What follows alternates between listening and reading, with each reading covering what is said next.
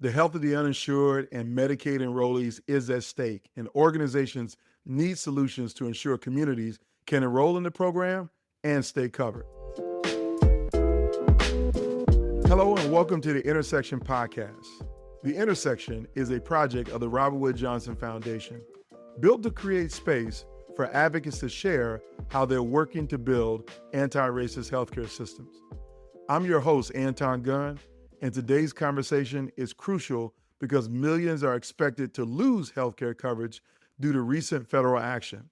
Today, we're joined by Laura Colbert and Deanna Williams from Georgians for a Healthy Future, Stan Dorn from UnidosUS, and Jennifer Flynn Walker from Popular Democracy. They're all here with me to explore strategies organizations can use to preserve Medicaid enrollment. So first, Stan, I want you to give us a brief rundown on what's at stake and how the provisions in the so-called One Big Beautiful Bill will lead to people losing coverage and access to care that they currently need. Yeah, that bill made the biggest cuts to Medicaid in American history. And projections are that more than 10 million people will lose their health care as a result. One of the big recurring themes in what the bill did is imposing paperwork burdens on families that are already struggling in the full knowledge that lots of eligible people won't be able to fill out that paperwork. So, for example, they talk a lot about these so-called work requirements. It's really work documentation requirements.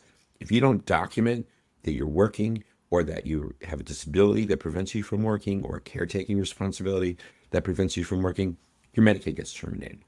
And we know from the research that more than 90% of everybody who's been terminated actually was working or was exempt from the work requirements, but it was the paperwork that kept them off.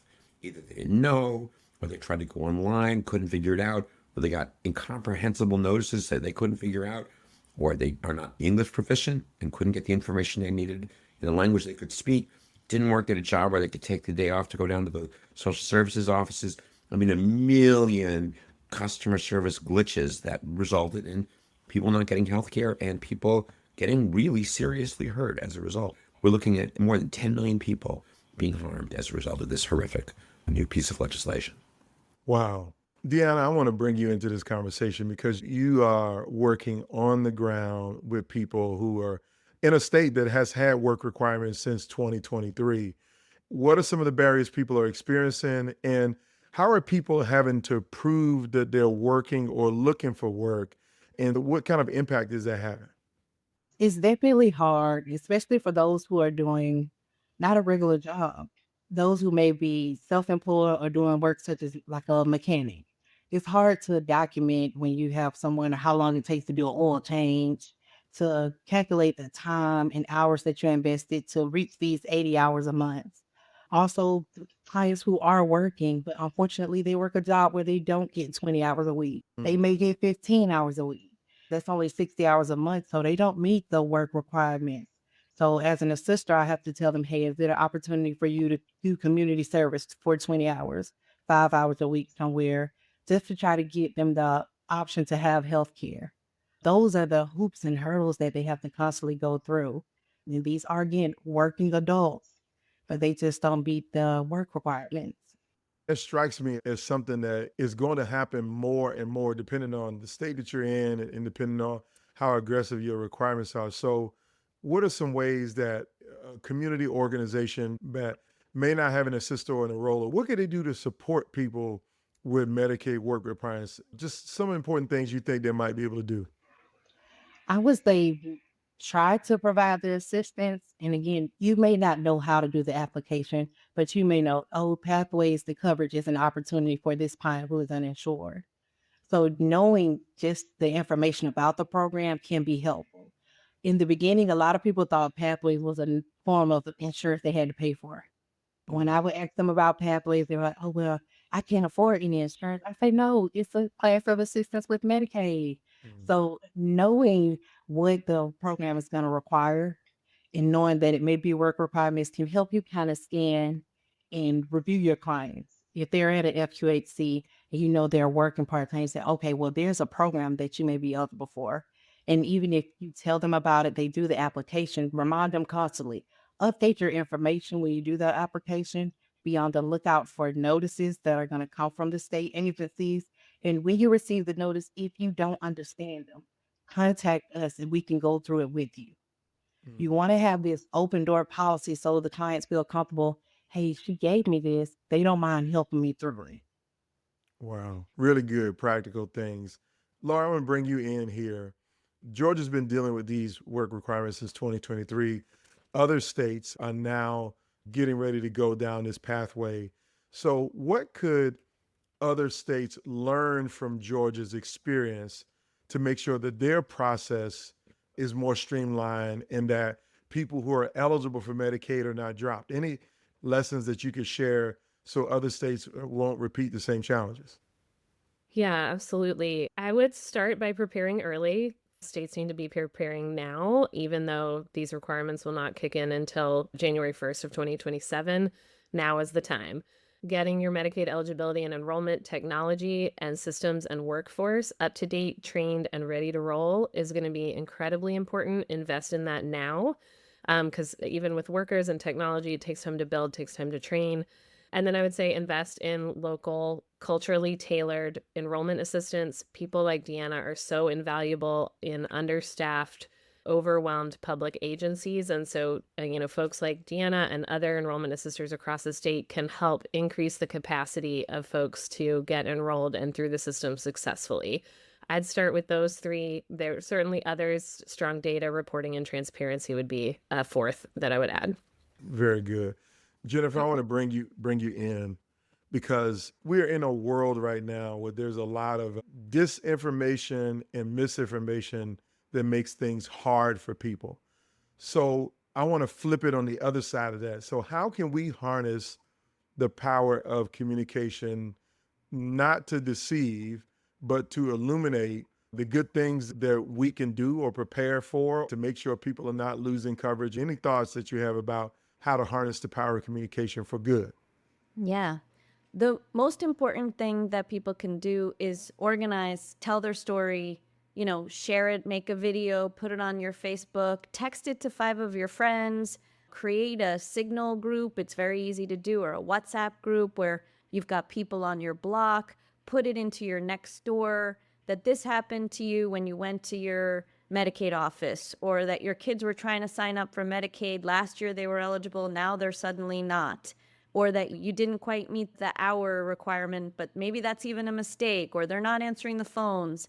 And then remember to tell the story of how this is taking away healthcare from you. This is not about how terrible the Medicaid program is, even if it needs to be improved. Write down in your community group all the ways that you dream of improving the program in a couple years when there's a better environment for trying to make these changes. Encourage others to share their story. It's the most powerful thing, and the thing that will help us win always is if people start to talk about what's happening. Tell the story, step into your power, and honestly, you actually also will get a lot of help. It's the best way to get your own personal situation resolved quickest if you're actually out there advocating. So everybody can do it. You don't need to know anything. You don't need to know about, step down or subsidies. You don't need to use any lingo. Just, this is your healthcare. You have a right to it, and you're just trying to get access to it. And someone somewhere is making the decision to take it away from you. And you should try to find out who that is and then tell the world that that person took away your healthcare. Right. And it's pretty clear. This is like they voted in Congress to impose these new paperwork burdens. And we need to just make clear it's that so-called one big, beautiful bill that made the biggest cuts to Medicaid in American history to fund huge billions of dollars of tax breaks for the wealthiest people in the United States and for huge corporations. People need to have the dots connected. We got a question when it comes to enrollment or re-enrolling or recertifying. What are the barriers might be for people with disabilities in accessing Medicaid? Deanna, are you seeing anything on the ground around if people have to report work requirements and people with disabilities should be exempt from those? But are there any kind of barriers that they're seeing it be? People who are just trying to get disability. If you just find out you have stage 4 cancer and you can't work and you physically can't do anything, So you can't meet any of the qualifying activities. But even then, they'll try to figure out if they can work, but you're in between this out of should I try to go work while I'm have a pending disability with Social Security Administration? So they're kind of stuck in limbo without coverage and without a solution. That's one of the major things I see right now. And those with disabilities just don't have anywhere to turn or no opportunity. Mm. Wow. That's really tough. Really tough to hear. A lot of organizations might be having an impact in their local communities, and there might be some successes in one city or one county in one place. And if they're doing local work, any ideas how they can scale that local work to a statewide level when it comes to providing people information, helping people to enroll, or even going from statewide to national? Any kind of experiences or perspectives you can offer around how local coalitions can work together to take successes statewide or even nationwide? Stan, I'm going to start with you. Well, I think in most states you have coalitions at the state capitol that are working on Medicaid policy. So local organizations can connect themselves. And look, if you're working with families, if you're somebody like Deanna, you have gold in your hands. You have information about what's happening to real human beings, and you can tell your story in the media. You can tell your story on social media and try to make it spread. When people know what's going on, people are not happy, and that brings political pressure to bear. And when you participate in those state coalitions, you can do the kinds of things that Laura was talking about. Push state officials to make changes that make a big difference in people's lives. So, for example, there's a lot of data that people have about people's medical conditions that are in Medicaid managed care organization files. If we can know that somebody has a disabling condition, don't send them the damn paperwork. Say that they're exempt. How much can we establish automatic routines that take people who shouldn't be subject to these requirements and automatically exclude them? Some states aren't going to want to do this. Some states are. There are some state governments that want to do good things. Stepping in there and doing state policy advocacy is crucial. But telling your story to educate the public about the harm that's being done and who did it to them, that it's the people who passed the so-called big, beautiful bill that created these problems, that is key for changing the landscape, the conversation, so that nationally we can rebuild these programs in a way that's much better in the future.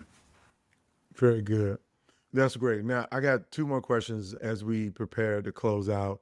I'm going to give you some liberties. Let's just say you are in charge right now and you have the opportunity to reshape the Medicaid program to make it less structurally racist and more accessible to people who need it. Let me go to Laura. What would you do if you were in charge and wanted to change the program to help people to get better access to the care that they need and remove the barriers and the structural challenges? What would you do? Yeah, my version of that is to simplify Medicaid eligibility to make it more universal. It should be easy to understand if you qualify and then easy to get enrolled. And I think that's the best way to help respect the people that need the coverage, is to make the most effective use of their time. Very good. Stan, one thing you do to make the program better? I would change the power balance by giving families, beneficiaries, the ability to sue the state for breaking the law and denying them health care. The Supreme Court has made that pretty hard. Congress could make that real easy. And I'm picking up on this simplification point that Laura made. I would radically change Medicaid eligibility so you don't need application forms or renewal forms to qualify. That based on what the government already knows, they can say you're eligible, you get health care, period, end of story. No paperwork required for you. So those are the main things I would do. Very good. So Jennifer, how about you? If you could change the program and make it better for people, give us your perspective on what you do. Yeah, I think about this all the time. The first thing that I would do is I would instruct everyone that I work with to see the people walking through the door as actual humans and try to help them in every single way that I can. Try to make it as easy as possible, no matter what the state government is instructing me. If I have to put people through a lot of verification or review or a lot of recertifications, at least just be as nice as possible, make the paperwork as simple as possible, help them go through it, do everything that you can to be helpful. And then if I had enough power to actually change the whole system, I would put everybody on Medicaid or some public health system so that we're all deeply invested in saving it and making it as strong as possible. Yeah, that's really good. Now, I always like to close us out, and I call this part of the conversation the person behind the work or the story behind the story. All of you have committed yourself to doing this important work and being involved in this important work. And I know people just don't show up and say, when they were in third grade, this is what I want to do for the rest of my life. So I know this is not the job that everybody sought out. So my question is, what's your personal why? Why do you choose to do this work? And so I want to start with you, Laura, and just what brought you to the space of doing this work? Yeah, I worked with families in not quite rural, but very small town Georgia for a number of years and really saw them hit the same systemic barriers over and over again. And so just saw them put their best foot forward in their efforts to try to be healthy and well. And, they were stopped by things that were beyond their control: unsafe neighborhoods, not having grocery stores, a lack of health coverage. And so I keep those families in mind a lot of days on this when this work gets hard. Very good. Stan, how about you? Why do you do this work? What's your personal why behind it? Well, why is like, how can you not? If you have a chance to use your talents to help people, to change things, how can you not? I sort of got into it almost by accident. I was looking for a new job in the 80s, and I didn't like where I was, and I found a job working at a legal services program that focused on healthcare issues. And man, it was awesome to be able to sue the state for breaking federal law and denying healthcare for people. And one thing led to another, and you're right. Wow. So great to hear. Jennifer. I tell this story about why I'm involved in social justice work, but it is actually a Medicaid story, which is that my sister growing up had Down syndrome. She passed away in 2019, which is why I'm using the past tense. She was severely disabled. She functioned at about 1.5 years old. She couldn't talk, but she could walk, and she was on Medicaid. And one day my dad, when I was in elementary school, picked me up from school, and he had my sister. He had a van. He was a janitor and a carpet cleaner, so he had a van, picked us up. We go to the office, we walk in, lots of people, and we wait, and I'm probably complaining, and my sister is probably not behaving very well. And we get finally this guy at a desk, and he says to my sister, "Are you disabled?" Now, my sister can't talk and functions at about 1.5 years old. So would you ask a 1.5-year-old baby if they were disabled? So she probably says some sounds, and he says, "You have to sign this piece of paper." And my father, very quick to anger, and my father's like, "She can't sign." And he's like, "Sir, I'm talking to her." And it quickly escalates. My father is screaming. Thank God it was the old days. This was before workfare programs. Like this was, an experiment of some horrible governor of New Jersey or whatever. So security comes, grabs my dad. That's traumatic, right? Like you're a kid and, I've got my sister trying to usher her out. Security is wrestling my dad out the door. Thank God that's all that happened to him. He didn't even get arrested. Nowadays, that'd be like, I don't know what. You would definitely be going to jail and have serious charges against you. But that anger, I felt my dad's anger, and I also wanted to explode, and it stays just with me. Like that anger is fueling me. Those policies are coming back, and I cannot believe it. They're coming back supercharged, and they are so incredibly ridiculous. And all of us should feel that kind of anger against these policies. Thank you for sharing your story, and so glad to have you doing this work. So Deanna, I want to know your story. Why do you choose to do this work? What's your personal why for investing your time and your talents this way? My personal why is very similar to Jennifer, my sister. Before they passed the law where you could stay on your parents' insurance till you were 26, my sister found out she was a diabetic. And her sugar was so high, they told her she would have stayed in the bed one more day, she would have went into a diabetic coma. But she didn't know. At that time, she didn't have health insurance, and she couldn't afford to play on the marketplace because the job she worked was at a restaurant, like a Subway. So this was somebody who didn't meet the requirements for Medicaid, couldn't afford to plan on the marketplace. So my work was like, let me figure out this system to see how we can change it. And then it goes back to my experience with work. I have worked at the actual defects office to learn how they process applications. I have worked in hospitals to see how they handle billing and that they have assistance to help people who don't have health insurance. So it just was like, we have to figure out a way to make this work for everyone so that people don't sit and struggle. Because it could have easily been, I would have been burying my sister versus her going to the hospital. If they didn't have financial assistance for her, you can imagine the medical bill that she would have received. That's part of the reason why I do it. Wow. And that to me is, I think, one of the most powerful ways to end this conversation is the people behind the policies and the programs of why many people do this work. And so Deanna, Jennifer, Laura, Stan, I want to thank you for your time. I want to thank you for your work. And thank you for being a part of this episode of The Intersection. Thanks to our loyal subscribers for tuning in to another great episode. If you're new to The Intersection, stay for a while for more timely discussions about the barriers that prevent us from achieving an anti-racist health system. Head to www.meetattheintersection.org to sign up for our mailing list.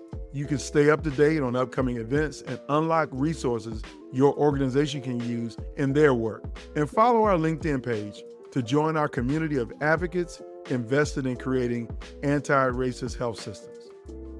The views expressed here do not necessarily reflect the views of the Robert Wood Johnson Foundation. The foundation does not support lobbying efforts, including any activities or communications referenced during this podcast.